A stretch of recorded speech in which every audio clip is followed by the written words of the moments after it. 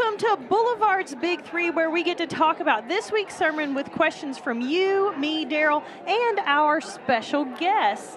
We are in week 4 of the Upside Down movement. We're being challenged every week. This is a great series. It really is. Yes, it so is. great. Let's say hello to our special guests, Brian and Brendy.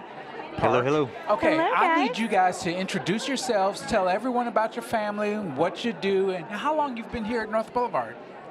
All right, so we've been here for going on almost 15 years, and we have 4 boys, ranging from ages 23 to fixing to be 13. So Woo, 1 week. yeah, Yes. so Wow. we've twins, Aiden and Austin, Ryder and Riley, and my wife here, Brandy, works for the church. And I work for Ferguson over guys that install your appliances. So. That's a good plug. It is a Excellent. good. That was a good Excellent. plug. Today's Boulevard Online, sponsored by Ferguson's. Just kidding, not really, not really. Well, guys, we call this the Big Three, so I want to see if each of you could share a highlight or an observation from this morning's awesome sermon from Skid. He's in Acts 2. It's great as always. What you got? Okay, so I was listening to Skid and just thinking about his work with the youth group, and I thought about you two because I knew you were our mystery guest. And I know that over the years you've seen such amazing, awe-filled situations occur, especially with your kids. So I want to ask you, tell me what really sticks to you and warms your heart about the awe you've seen here at North Boulevard that's affected your kids. Just the fellowship, the family, and the community, having people surround your children, support them, encourage them. They don't always listen to mom and dad, right? It could be the same thing, but if it's coming from Abby or if it's coming from Daryl or from other people within our community and our fellowship, giving them the same truth. It's just nice to know that you have people who have your back while you're raising these kids. And North Boulevard's great about that. Wonderful. Yeah, and I just to add to that an example, we Joe Wakem went on ahead of us, and we started going to this church because of people like him. And so Ryder, our soon-to-be 15-year-old, always wears pajama pants. Can't get him out of pajama pants. For the visitation, he had came down and gave Brandy a change of clothes. A nice set of clothes. A nice set of clothes. So if and Joe said, can get Mom, him. I need you to Wow. put this in my car so I can change after school. That is And amazing. Joe was one of those who had poured into him, Absolutely. and years later it still left its mark. I love that. I remember when we were today, we sang "How Great Is Our God," just a minute ago. And years and years ago, my friend Tanya and I, we used to have a children's chorus where she mainly taught them how to do sign language that went with it. It was called Shining Stars.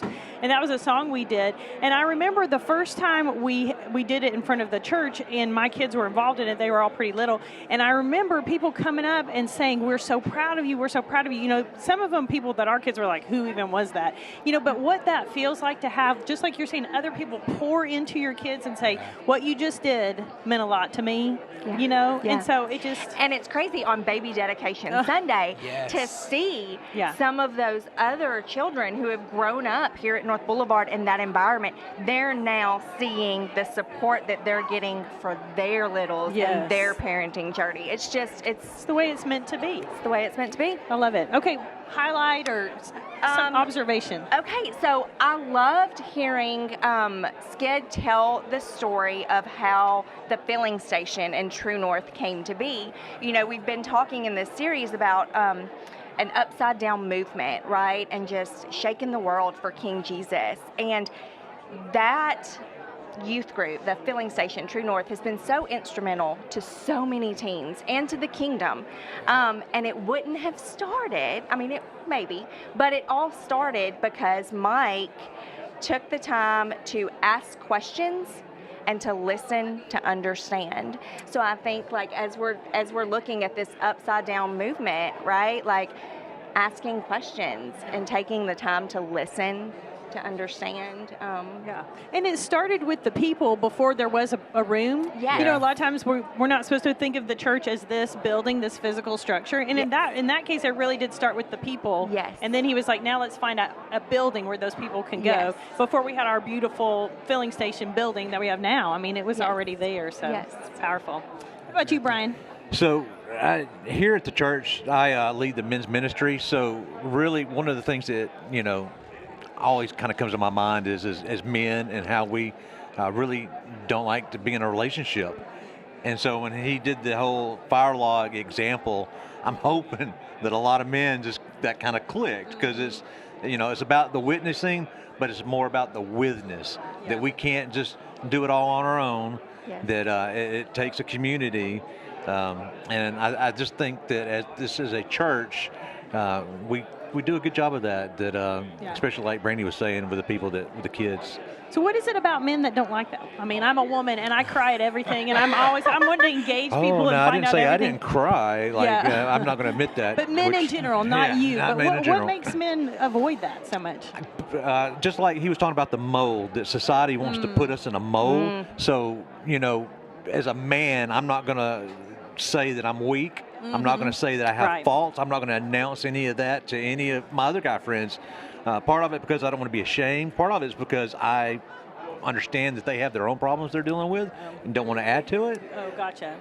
But yeah, that vulnerability. Yeah, is uncomfortable. It's uncomfortable. Well, awesome, guys. Thanks so much for sharing with us. And you pay good attention during the sermon. Yeah. You get all the stickers.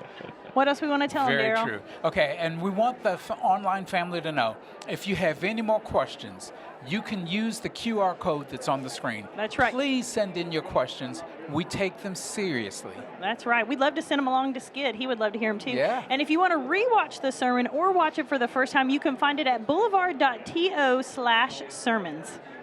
Okay. That wraps up this week's Big Three. Brandy, Brian, thank you so much for joining us. Thanks for having us. We loved having you. And thanks to everyone else for being with us. Look for this podcast on your favorite platforms, and be sure to join us next week for Boulevard's Big Three.